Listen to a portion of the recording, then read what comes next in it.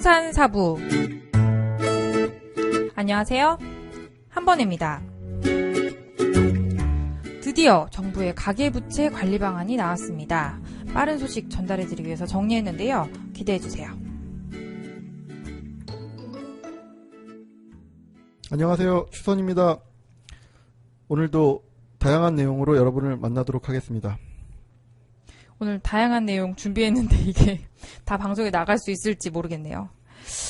네, 오늘 막노동 한번에입니다. 제가 한 주 동안 집 수리와 가구 재배치를 하느라 몸이 녹초가 됐어요. 좋은 뉴스 전달해드리겠습니다. 먼저 가계부채 관리 방안입니다. 3단계 규제로 주택 과잉 공급 막는다라는 제목인데요. 25일 관계부처 합동으로 발표한 가계부채 현황 및 관리 방향에 따르면 세 가지 방안을 제시를 했는데요. 택지 매입 단계, 인허가 단계, 착공 분양 단계의 규제를 강화해서 적정 수준의 주택 공급을 유도할 방침이다라고 합니다. 오늘 그 정부에서 나온 규제를 보면요. 어저께 계속 내용에 있었던 그런 이제 분양권 전매 제한 기간을 늘린다든가 뭐 DTI, LTV 뭐 이런 규제에 대한 실질적인 내용은 없었고요. 지금 말씀하신 것처럼 3단계로 나누어서 그 주택 과잉 공급을 막는 쪽에 지금 치중되어 있었던 것 같아요. 첫 번째로 그 택지 매입 단계를 보면요. LH의 경우 공공택지 공급 물량을 그 조달하는 그 일을 하는데요. 올해 공급 물량을 지난해 약 58% 수준으로 감축한다고 하고요. 내년 공급 물량도 이제 상황을 봐가면서 추가 감축을 검토한다라고 합니다. 그래서 이제 택지 매입 단계의 어떤 그 공급 조절이 있고요. 두 번째는 인허가 단계로 그 PF, 즉 프로젝트 파이낸싱을 일으키게 되는데 PF 단계에서 예전에는 우리가 그 토지를 확보하지 않은 상태에서도 프로젝트 파이낸싱 그 대출 보증을 해줬는데 이제는 사업 계획 승인을 받아야지만 전체적으로 대출을 해준다라고 하니까 이 경우 같은 경우는 지방의 중소형 건설사는 큰 타격을 입을 가능성이 있다라는 생각이 듭니다. 주택사업을 하지 말라라는 뜻으로도 보일 것 같아요. 그렇죠. 여지까지 일반적으로 보면은 계약금 정도만 가지고 땅을 자기 걸로 확보해놓고 프로젝트 파이낸싱을 일으키는 데는 뭐 정말 드물거든요. 그쵸. 예. 그러니까 이제 지방 중소형 건설사는 상당히 큰 타격이 있을 것 같아요. 반면에 개인들이 사실 느끼기에는 이게 규제인지 아닌지 체감을 하기엔 좀 힘든 그렇죠. 대책 아닌가. 거의 뭐 우리는 이게 근데 나랑 무슨 상관이지? 그러게요. 네, 이렇게 느낄 수 있죠. 그래서 개인이 많이 느낄 수 있는 거는 특히 그 이제 착공이나 분양 단계에서 규제에 대해서 좀 그 개인들한테는 피부로 와닿을 것 같은데요. 첫 번째는 기존에 우리가 계약금 10%, 중도금 60%, 잔금 30%는 입주 때 내잖아요. 그렇죠. 예, 근데 그 중도금 60%에 대해서 보증기관이 기존에는 100%, 그 60%에 대한 그 100%를 다 보증을 했어요. 그런데 이제 앞으로는 그 60%에 대해서 90%만 보증을 한다라고 하네요. 그래서 이제 나머지 10%는 은행이 리스크를 분담해라. 그 말은 곧 은행한테 너희들이 자율적인 그 대출 관리를 강화해라. 이런 의미로 받을 수 있고요. 그러면 은행 입장에서는 뭐 자기들이 그 10%에 대해서 책임을 지면서 금리를 높이거나 아니면 우리는 대출을 못하니 개인들한테 뭐 너희가 준비해라 뭐 이렇게 될 수 있을 것 같아요. 개인들 보러 준비하라고 할 것 같네요. 네, 그거는 뭐 이제 상황에 따라서 좀 다를 것 같고요. 그리고 이제 두 번째는 뭐냐면 HUG나 주택금융공사 같은 경우 기존에는 보증기관이 개인별로 2건씩 해서 총 4건을 그 보증을 받을 수 있었는데요. 실제로 이제 2개를 통합해서 4건이 아니라 2건으로 그 보증 건수를 변경한다라고 합니다. 그리고 이 조치는 10월 1일 날 입주자 모집 공고분부터 적용된다라고 이렇게 그 내용이 나와 있어요. 근데 이 보증 건수, 한도 관리는 사실 와이프 명의 혹은 뭐 어머니 명의, 부모님 명의, 자녀 명의 이런 식으로 해서 여러 번 청약을 받을 수는 있는 거잖아요. 그렇죠. 저는 이건 뭐 진짜 뭐 아무 의미 없다고 봐요. 책상에서나 나올 수 있는 그쵸. 그런 규제지 이게 실질적으로 규제가 될 수 있나? 뭐 이런 생각이 들 정도로 의미 없는 그 내용이라고 봐요. 저도. 네. 근데 이제 문제는 뭐냐면 어제까지만 해도 그리고 이제 어저께 아나일스 같은 경우 뭐 거의 100대 1에 가까운 청약 경쟁률을 불러일으켰잖아요. 그쵸. 그러다 보니까 심지어 입주 때까지 전매 제한을 하는 거 아니냐라는 그런 어떤 불안감이 시장에 나왔거든요. 근데 막상 오늘 나온 규제를 보면 일반인들 같은 경우는 이게 규제인지 아닌지를 못 느낄 정도로 그쵸. 이게 약하게 나왔다라는 거죠. 그러니까 다들 지금 좀 의아해하는 뭐 네. 그런 느낌이 굉장히 강한 것 같아요. 왜냐면 기존에 발생한 가계부채가 어마어마한데 이제 그거를 줄이거나 혹은 이제 막겠다라는 대책은 사실 안 보이거든요. 그렇죠. 그리고 문제는 가계 부채인데 그 지금 현재 준비되어 있는 일반 분양은 계속 진행이 될 거고 그쵸. 중도금 대출이 계속 되는 한 이게 가계 대출과 무슨 상관이지라는 뭐 이제 그런 생각을 좀 해봤고요. 그리고 이 전체적으로 이렇게까지 규제가 심하지 못한 거는 어떻게 보면 사실 입주 시장이 현재 나타나고 있잖아요. 2010년도에 용적률 300%를 변경해서 2014년도, 15년도에 이주 시장이 나타났고요. 그리고 그 이후에 이주했던 것들의 입주의 초도 물량들이 지금 나오고 있는 상황에서 사실 현장에서 보면 전월세 수급이 심상치 않다라는 이제 그런 생각들이 들고 있거든요. 그러니까 이제 이런 분위기를 느낀다라고 하면 지금 너무 센 규제들이 갑자기 나와버리면 잘못하면 부동산 시장 자체를 갖다가 경착륙시킬 가능성이 있다라는 측면에서 사실은 이제 그 부분이 조심스러웠다라는 생각이 들어요. 그리고 뭐 기사 제목에도 있지만 주택 과잉 공급 막는다. 어쨌거나 과잉 공급이다라고 인정하는 건가요? 저는 그렇게 봐요. 이미 2017년, 18년도에 나오는 물량들은 이미 넘어섰다라는 거죠. 이미 과잉이 되어 있기 때문에 문제는 얘를 얼마나 잘 포장해서 큰 하락 없이 넘어가느냐의 문제이지 이미 과잉 공급은 피할 수 없다라는 거죠. 국토부도 인정을 하는 거네요. 그런 셈으로 볼 수 있어요. 그러니까 국토부 입장에서는 지금 물량은 이미 과잉 공급되어 있기 때문에 앞으로 공급을 막을 거야. 그리고 이제 다른 측면으로 보면 너무 센 규제를 내기에 이게 잘못하면 부동산 시장을 건드렸다가 전체적인 하락으로 들어가게 되면 경착륙할 가능성이 있으니 이런 경고 메시지를 보내니 조금 자제해줬으면 좋겠어. 뭐 이 정도, 그 정도 메시지 정도로 보면 이번 규제가 큰 무리 없이 이해가 될 것 같아요. 네.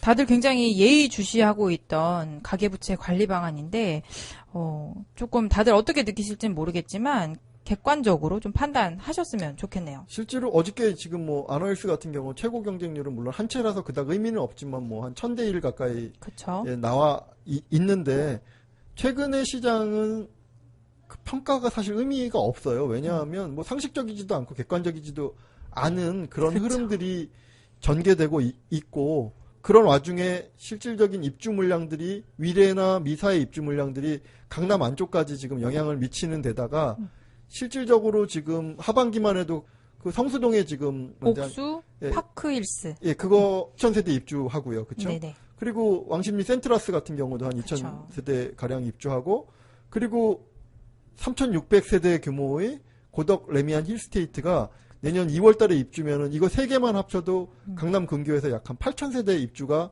실제로 눈앞에서 벌어지는 그런 현장에 지금 와 있다라는 거거든요. 그렇네요. 예, 그래서 시장이 안정적인 에너지라고 하면 이 물건들이 전세나 월세 세입자들이 무리 없이 맞춰져서 더 가는 거고요. 이런 시장들이 전세나 월세가 잘 맞춰지지 않는다고 하면 이런 파급 효과가 수도권 전체로 번질 가능성에 대해서도 좀 고민해 봐야 될 것 같아요. 네. 그럼 이어서 다음 뉴스 한번 보시겠습니다. DH 아너힐스 평균 경쟁률 100대 1로 1순위 마감이라는 제목인데요. 지난 24일 진행한 DH 아너힐스의 1순위 청약 접수 결과 전체 63가구 모집에 총 6,339건이 접수돼서 평균 경쟁률 100.6대 1의 경쟁률을 기록했고요. 최대 84A 타입 1,198대 1의 경쟁률을 보였다고 하네요. 네, 어마어마하죠? 그러게요.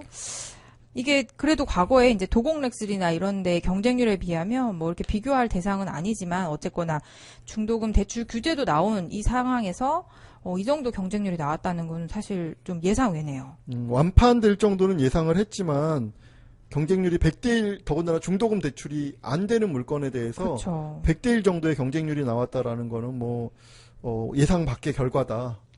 이렇게 얘기를 할 수밖에 없을 것 같아요. 그래도 다들 기본적으로 전체 계약 금액의 한 20, 30% 정도는 손에 있으셔야 사실 이게 청약하고 계약할 수 있는 건들인 거잖아요. 근데 냉정하게 얘기를 하면은 20-30% 가지고 계약을 하시면은 그거는 이제 6개월의 전매를 가정하는 거잖아요. 그렇죠. 근데 자기 물건을 받아주려면 지금 받아주는 사람은 현금이 다 있어야 되는 거거든요. 그러니까는 물론 이제 청약 인기가 있었던 것도 분명하지만 청약자들의 대부분은 사실은 뭐 그런 준비가 안 되신 분들도 상당수가 뭐 있었던 것, 뭐 이것도 맞는 얘기 같아요. 이 중에 실수요자가 몇 분이 될지. 그런 거는 뭐 통계로 잡을 수가 없죠. 그러게요. 네, 그렇지만 뭐 정말 인기가 대단한 뭐 이런 점 틀림없고요. 그리고 이 정도로 근데 현금을 가지고 있으면 제 생각에는 이게 조합원분이 먼저 그쵸. 이게 매매가 활발하거나 이제 훨씬 더 가격대를 높였어야 되는 거 아닌가라는 그쵸. 생각은 좀 들어요. 층도 그렇고 향도 그렇고 동도 그렇고 사실 로얄층들은 다 조합원들이 가져갔잖아요. 그렇죠. 조합원들이 사실 투자 총액으로 봤을 때는 어쨌거나 분양가보다는 아직은 저렴한 상태인데 조금 의아합니다. 다음 뉴스입니다. 저출산 이콜 집값 폭락? 추락한 건 일본뿐이라는 제목입니다. 일본 통계청에 따르면 일본 6대 도시 주택지 지가는 1990년에 고점을 찍은 이후 하락해서 2005년에 고점 대비 65%나 떨어졌다고 하네요. 이 기사는요, 어떤 내용이었냐면, 얼마 전에 우리가 상승이냐, 하락이냐, 이런 내용을 가지고 한번 얘기를 한 적이 있어요. 그렇죠. 그 중에서 하락하는 이유에 대해서 일본과 똑같이 생산 가능 인구가 우리나라가 줄고 있다. 맞아요.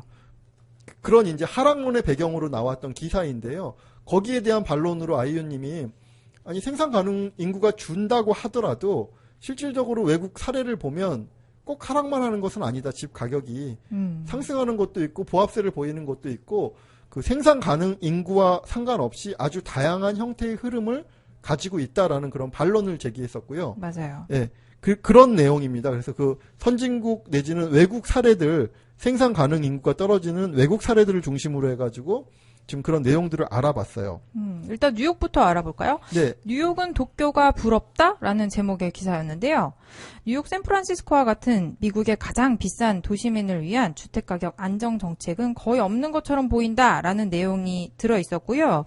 주택 공급이 미국 대도시의 인구 증가 속도를 따라가지 못해서 가격이 계속 높아지고 있다라는 내용이었습니다.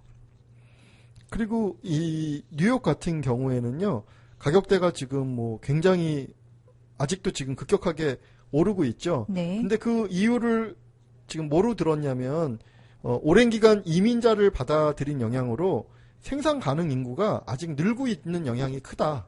그리고 이제 아까 한번혜님이 말씀하신 것처럼 주택 공급이 그 인구 증가 속도를 따라가지 못한다. 즉 공급이 없다. 그런 이유로 가격이 상승하는 것이다라는 이제 얘기고요. 또 하나 영국 같은 경우도 좀 비슷한 사례인데 최근에는 영국 같은 경우도 주택 가격이 뭐 빠르게 상승을 했었죠. 그 이유에 대해서 역시 그 이민자 유입에 대한 영향, 그리고 영국 같은 경우는 기본적으로 토지 이용에 대한 규제가 강해가지고 역시 그 주택 공급이 크게 부족했고요. 또 해외 투기 자본이 유입된 영향도 있는 것으로 분석된다. 뭐 이 정도로 지금 그 영국에 대해서 결론을 내려놨어요. 프랑스 얘기도 있었는데요. 저출산 문제가 심각한 프랑스는 2009년 글로벌 금융 위기로 하락한 이후에 더 떨어지지는 않은 채 유지되고 있다라고 하는데요. 생산 가능 인구는 정체기에 접어든 상태라고 합니다. 그 이유에 대해서 가구원의 분화로 인한 가구 수가 빠르게 증가하는 게 하나의 요인이었고요. 두 번째는 주택 공급의 부족이었다고 하네요. 그럼 이제 유럽 중에 스페인 같은 경우는요. 2010년 이후에 생산 가능 인구가 감소세로 들어섰다라고 합니다. 그래서 일본처럼 주택 가격은 여기는 하락하고 있어요. 그렇지만 그 요인이 인구 감소보다는 글로벌 금융위기에 따른 영향이 더 크다. 뭐 이렇게 지금 평을 받고 있네요. 그리고 이탈리아 같은 경우는요. 인구 추이와 주택 가격이 거의 무관하다라는 거예요. 그래서 90년 이후에 생산 가능 인구가 줄어들 때는 집값이 오히려 올랐고요. 반면에 2000년 후반에는 인구가 늘었지만 금융위기 탓에 집값이 오히려 하락 추세로 들어섰어요. 그러니까 이게 완전히 뭐 생산 가능 인구와는 전혀 반대로 무관한? 움직임, 예, 그렇게 움직임이 있었죠. 독일이 되게 특이한 경우인데요. 독일은 정부 정책이 주택 가격을 결정하는 대표적인 국가라고 합니다. 근데 독일 아파트의 경우에는 후분양제가 이루어지고 있고 민간 임대 정책이 잘 되어 있는 것으로 알려져 있고요. 독일은 정부 정책 방향 자체가 자가 소유를 권장하지 않는 탓에 자가주택 보유율이 53.3%에 불과하다라고 하네요. 독일 같은 경우는 이제 정부가 주택 가격을 결정하는 데 있어서 굉장히 통제되는 나라이고요. 말씀처럼 집 가격이 통일하고 동독이 그 부동산 가격이 단기간 급등한 때를 제외하면 거의 아주 뭐 오름도 없고 내림도 없고 안정적인 구조를 가져왔다라고 하니까 어떻게 보면 이제 제일 우리 입장에서는 부러운 네. 맞지 않나요? 부럽지 않나요? 이상적인 이런, 안정적인 게 사실 가장 좋죠. 그렇죠. 예, 그리고 이제 마지막으로 한국과 굉장히 어떤 인구 밀도 그리고 1인당 국내 총생산 그리고 고령화 속도 등이 가장 비슷한 이제 대만을 꼽을 수 있는데요. 아주 특징적인 게 있어요.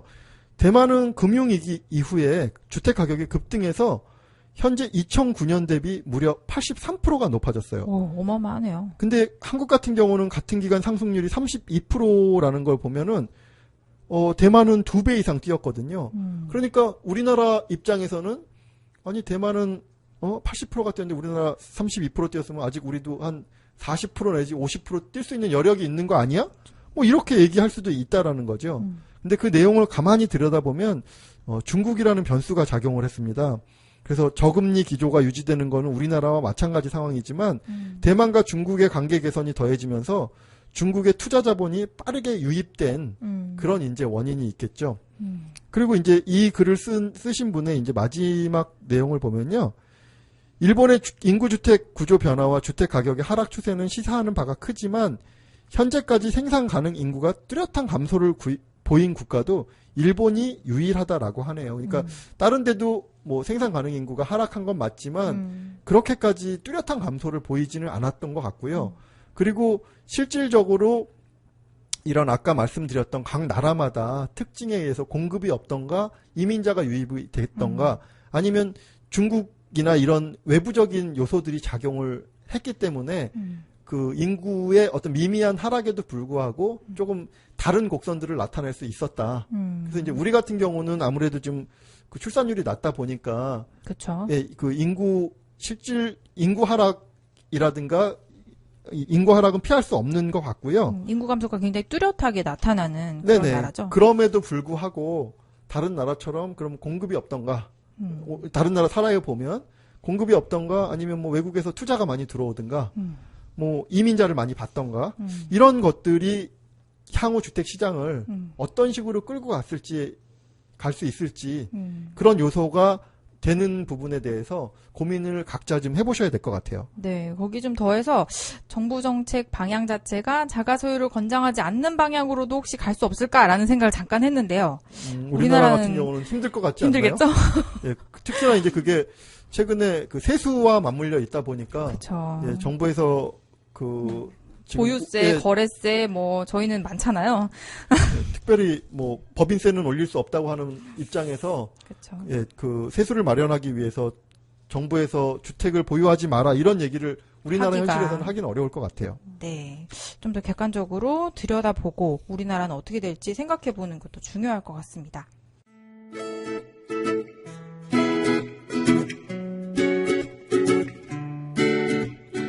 오늘은 뉴스를 조금 짧게 전해드렸습니다. 포인플렉스님이 대형 평수 이야기도 준비되어 있었고 아이유님의 부동산 관련 서적 내용도 있었는데요.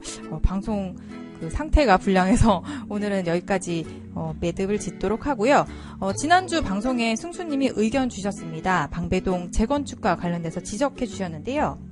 과거 단독주택 재건축법에 의해서 2012년도 이전에 방배동은 승인을 받은 구역들이어서 재건축 사업들이라고 합니다. 현재는 가로주택 정비사업에 의해서 재개발 사업들로 보통 승인이 나는데요.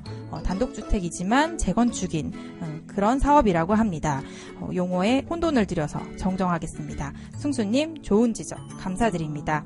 아이디 프로제님 도시민박업의 취지에 대해서 다시 한번 상기시켜 주셨는데요. 애청해 주셔서 감사드립니다. 오늘도 현명한 투자자를 응원합니다. 다음 주에 좀 더 알차게 준비해서 찾아뵙겠습니다. 부동산 4부